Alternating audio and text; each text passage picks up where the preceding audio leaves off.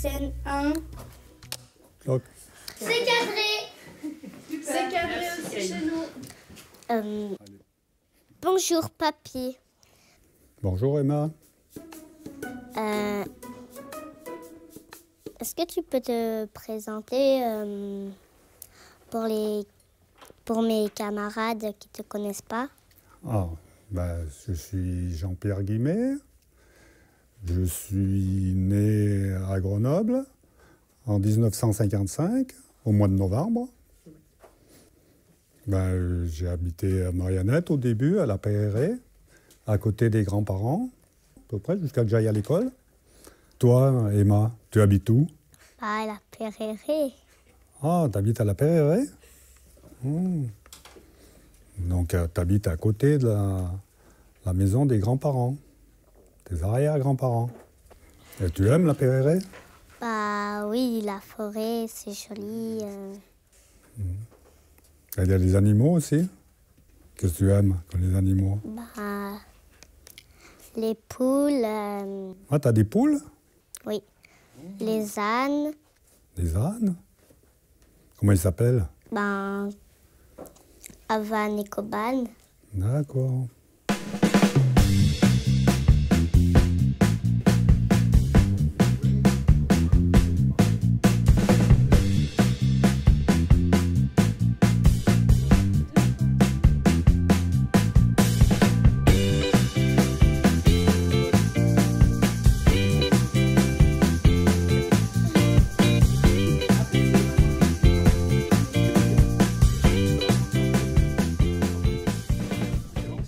Que faisaient tes grands-parents comme métier?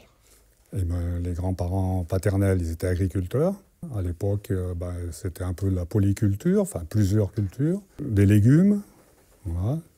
Des arbres fruitiers, des pommiers. Puis il y a des petits animaux, des poules, des lapins, les vaches dans l'étable. Et puis souvent, il y avait un petit veau. Donc, on aimait bien voir les petits veaux. On pouvait les caresser. Bon, les vaches un peu moins, parce que c'était trop grande, mais voilà. À l'époque, les petits veaux, ils étaient attachés à l'arrière, dans l'étable. Et puis le grand-père, il détachait le petit veau pour qu'il aille manger, téter leur mère. Et puis à l'époque, il travaillait avec les vaches pour labourer, pour faire les foins. Donc c'était les bœufs. Ouais. Puis après, les grands-parents, ils avaient des vaches. Voilà. Il était toujours avec les animaux. Et puis l'hiver, quand ils habitaient sur Revel, ils coupaient des gants. Parce qu'à Grenoble, il y avait une fabrique de gants. C'était une spécialité locale. Donc on leur donnait des modèles, des cuirs. Et puis l'hiver, ils coupaient des gants. Comme il n'y avait pas beaucoup de travail dans les champs, il faisait mauvais. Donc ils travaillaient à la maison. Le soir, après avoir soigné les bêtes, ça leur faisait un deuxième revenu.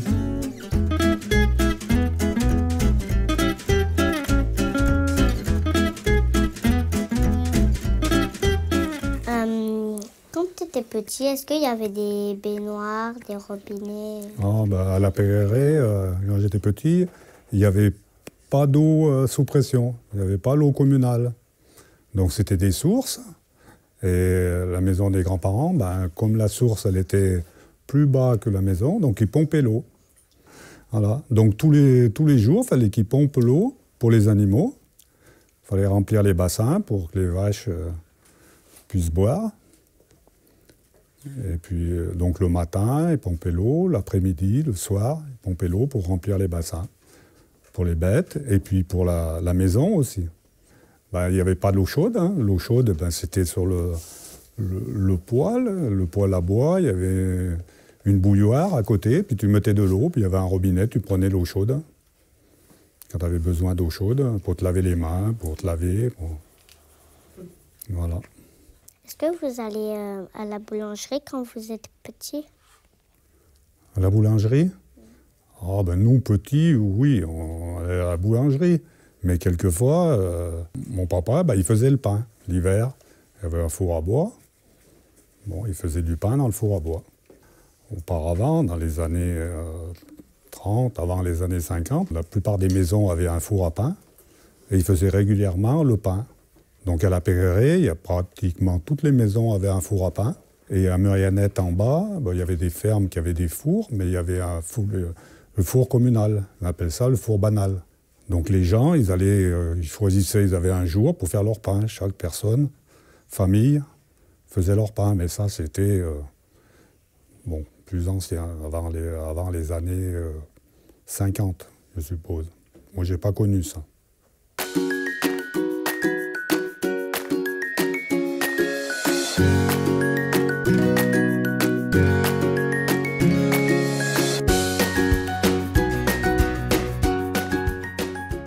C'est qui fait le son? Tu fais des trucs? Moi, j'ai tout fait, sauf le journaliste. Scène 5, ça tourne. Bonjour Jean-Pierre, je m'appelle Kaïl. Bonjour Kaïl. Et vous mangez des noix, des noisettes? Des noix, on ramasse des noix. J'ai des noyers, quelques noyers, je ramasse des noix pour nous. Et puis, en ce moment, je casse les noix, les cerneaux. Et puis, au mois de janvier, je vais aller faire l'huile de noix, au moulin de huile à Revel. Est-ce que tu aimes l'huile de noix? J'ai jamais goûté. T'as jamais goûté? Ah, je pourrais t'en faire goûter peut-être. C'est bon, hein? Ouais. Vous mangez quoi quand vous étiez petit? Surtout des produits du jardin. Hein.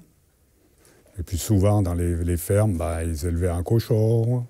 On tuait le cochon à l'automne, à l'hiver, au mois de novembre, décembre, en général avant Noël. Donc ça faisait de la charcuterie pour les fêtes, tout ça. Puis ils conservaient, nous dans le congélateur, mais plus ancien, il y avait le saloir. Ils mettaient ça au sel. Parce que avant les années 50, tout le monde n'avait pas de frigo. Même très peu. On n'achetait pas beaucoup d'avance.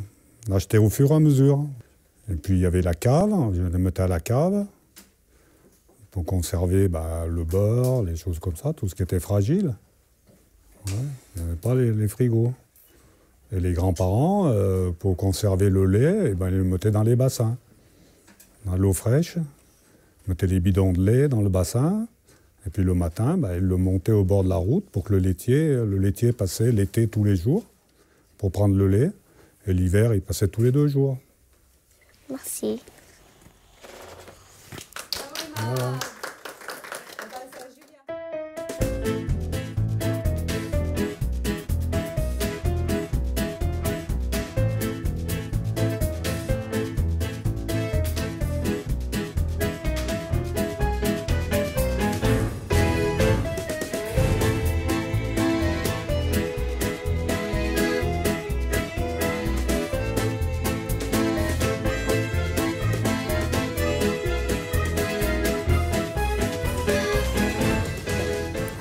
Debout. Scène 3, Milanais, Jean-Pierre, Murianette, CE1, CE2. Wow. Là, c'est sérieux, là. Est-ce que ta famille est partie? Mon grand-père a fait la guerre. Mon grand-père, il a fait la Première Guerre mondiale, 14-18. Donc, mon grand-père, en 1914, il avait 19 ans. Mais comme son papa est décédé cette année-là, donc il n'est pas parti à l'armée. Il est parti en 1915 à l'armée. Et il est parti à la guerre en 1916. Et puis, quelques mois après, il a été prisonnier. Donc, il était prisonnier en Allemagne. Il a travaillé en Allemagne jusqu'à la fin de la guerre, en tant que prisonnier. Est-ce que tes grands-parents, ils t'ont raconté... De la guerre, non. Ils ne parlaient pas beaucoup de la guerre. Quelques phrases de temps en temps. Mon grand-père maternel, donc lui, il a fait la guerre parce qu'il était plus âgé. Il a fait toute la guerre. Il a été blessé plusieurs fois. Donc il a fait les 4 ans de guerre et 3 ans d'armée avant. Parce que quand la guerre a été déclenchée, il avait fini l'armée. Donc il est resté pratiquement 7 ans militaire. Et lui, il n'a pas été prisonnier. Là, par contre, il a été blessé 1 fois, 2 fois, je crois. Mais ils parlaient de la guerre, les anciens, entre eux, les gens qui avaient fait la guerre. Mais avec les enfants, les petits-enfants, ils en parlaient rarement. Merci Jean-Pierre. Merci à toi. À quoi vous jouez quand vous étiez petit? Un jeu qui a disparu, c'était les billes. On jouait aux billes. Bon, aujourd'hui, apparemment, c'est devenu dangereux pour les enfants. Les billes sont interdites. Ouais, il y en a, ils les avalent. Voilà. Donc aujourd'hui, nous, on avait l'été, on avait tous notre sac de billes. Et il y avait aussi les osselets. C'est quoi les osselets? Les osselets. Ah, les osselets. Donc c'était à l'origine, c'était des os. Et puis on jouait aux osselets. Et puis ça n'existe plus. Et vous jouez à quoi, Mariannette, maintenant, à l'école? On joue à plein de jeux. Ah. Délivrance, cache-cache camouflage, Nous aussi, épervier part en chasse. Oh. Et il y a plein de trucs. Ah. Il y en a des milliards et des milliards. Ah bon?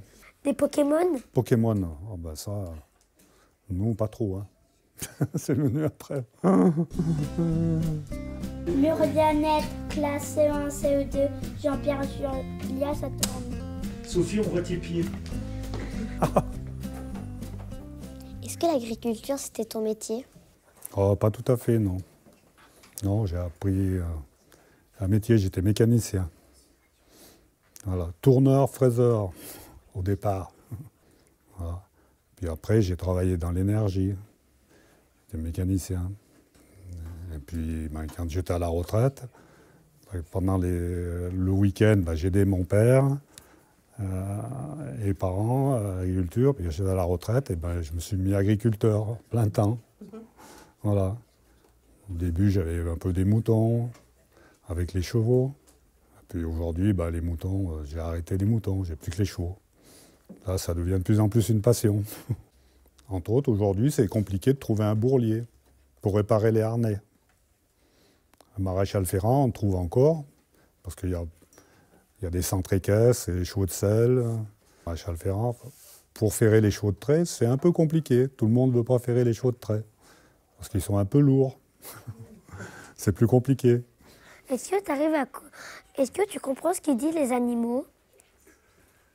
Les animaux, je ne comprends pas ce qu'ils disent, mais eux, ils comprennent ce que je leur dis. Parce qu'ils ont l'oreille fine, donc ils comprennent ma voix.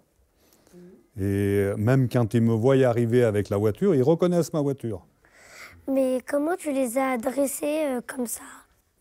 Petit à petit, en allant les voir tous les jours, en passant du temps avec eux, en les promenant, en commençant à les atteler, à leur apprendre les mouvements, voilà, à marcher en avant, à reculer, à tourner.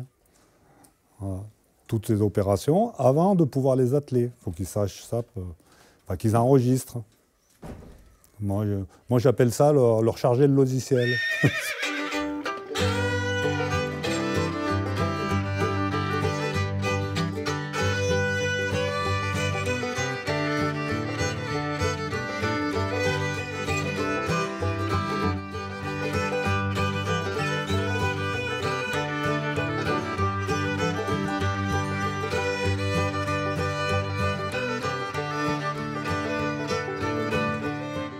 Jean-Pierre, ça tourne. T'as pas appuyé sur le bouton. Ah.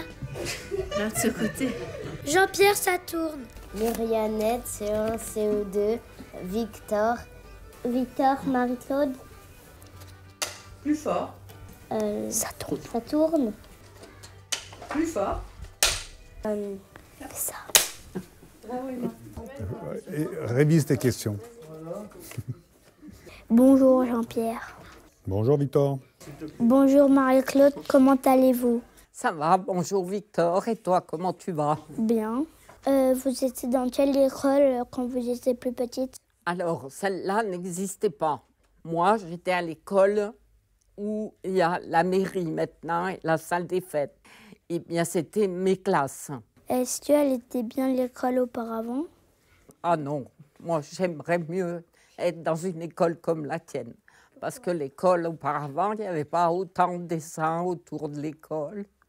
Et puis, il n'y avait pas de tableau. Le tableau, c'était un grand tableau noir avec de la craie.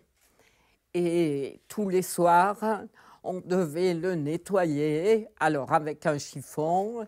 Et après, on essuyait. Il fallait taper les brosses. Il fallait faire des tas de choses à l'école. Et moi, ça ne me plaisait pas tellement. Et vous écrivez avec quoi? Un crayon de papier, un stylo ou une plume? Alors, on écrivait avec soit un crayon de papier, soit avec une plume et un encrier. Mais des fois, vous le faites renverser ou pas? Oh là là, oui. Il y en avait plein, les cahiers. Parce que la plume, il fallait tremper dans l'encrier. Et si tu ne savais pas doser comme il faut, ou si tu allais trop vite, eh bien, tu t'en mettais partout. Je peux te dire que le stylo bille, c'est nettement mieux. Et est-ce que vous avez des bonnets d'âne ou ils vous donnaient des coups d'oreille sur les doigts? Alors non, nous, on n'avait pas des bonnets d'âne, on avait ce qu'on appelle des punitions. Ah, oui, quand on était puni, eh ben, pendant la récréation, quand tu étais puni, les copains y jouaient et toi, tu tournais dans la cour. Qui s'appellent les lignes. Tu avais 5 tours, 10 tours, 20 tours à faire. Alors le soir, quand tu arrivais chez toi, à 4h30, tu goûtais. Et puis pendant 1h, 1h30, tu copiais. Au lieu de t'amuser. Voilà. Jusqu'à ce que la récréation soit finie, puis après, ils rentraient. C'est pas cool, ça. Ben non, c'était pas cool. Moi, après, tu comprenais, tu faisais pas de bêtises. Et c'est pas un très très bon souvenir que la plupart des enfants ont. Et mon papa, des fois, quand je fais ça, il me fait faire pareil. Il ferait mieux de te faire des additions, des soustractions. Il me les fait faire aussi. Eh ben c'est bien. Quel était ton plus beau souvenir d'école? Alors, mon plus beau souvenir d'école, je vais te dire, j'ai eu de la chance. En 1968, il y a eu les Jeux Olympiques à Grenoble. Eh bien, nous, avec la classe et le maître, M. Séchier, on est partis et on a assisté à la cérémonie d'ouverture des Jeux Olympiques à Grenoble. Mais est-ce que tu as vu la flamme olympique? J'ai vu Alain Calmat monter les escaliers et allumer la flamme olympique. Mais après, il est parti avec faire un tour. Voilà, autour du stade, saluer les messieurs, dames qui étaient là. Et ça, c'est un des plus beaux souvenirs que j'ai de l'école à Muriennette. Tu as eu un autre plus beau souvenir ou pas? Je ne sais pas, peut-être le jour où je suis partie. Non, je suis belle. Si, les souvenirs que j'ai maintenant, c'est de rencontrer des gens qui sont venus à l'école avec moi et qui, on peut discuter de maîtres, de ce qu'on faisait à l'école, de ce qu'on apprenait. Voilà.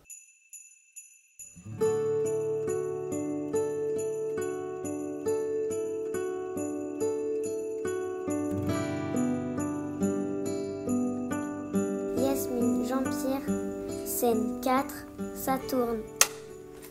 Bonjour Jean-Pierre, je m'appelle Yasmine. Bonjour. Est-ce que tu as déjà vu le Père Noël? Oh, le Père Noël. Oh, on en voit plusieurs, hein. Mais le vrai Père Noël, il passe le 25 décembre. Est-ce qu'il était grand, le sapin? Bon, c'était toute une histoire, le sapin de Noël. J'avais le frère, j'ai 2 frères, après une petite sœur. Donc, on avait chacun notre truc à mettre dans le sapin. Enfin, on se bagarrait un peu pour... C'était celui qui en mettait le plus. Mais... Et puis, on mettait les chaussures. Alors, on avait des sacrées idées.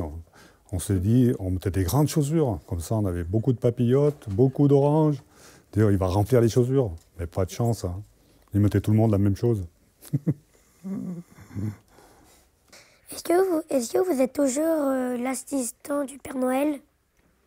Ah, oui, encore un peu. L'assistant avec la calèche. Bon, surtout à Muriennette. Hein. Moi, j'aime bien. Et puis, Les enfants, ils aiment voir le Père Noël, voir la calèche. Donc, bon, tant que mon cheval, il peut faire. Normalement, c'est les rennes et c'est pas les chevaux. Ah, le Père Noël, le vrai Père Noël, c'est avec les rennes. Oui.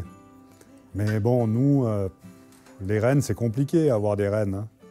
Donc, c'est plus facile un cheval. Coupé. Bravo, Camille. Bravo pour les questions.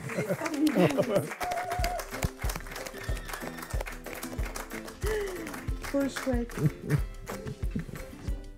Merci d'avoir répondu à toutes nos questions. Bah, moi aussi, je vous remercie de m'avoir écouté. Puis je voudrais remercier Victor et puis tous les enfants. Je voudrais que vous ayez un très bon souvenir de votre école et de vos maîtresses. Mais aussi, il faut remercier Sophie, Sandro, Camille et Caroline de DMD qui vous a invité avec Jean-Pierre pour faire ce petit film pour les personnes âgées qui se rappellent. Pipi pour Victor. Ouais.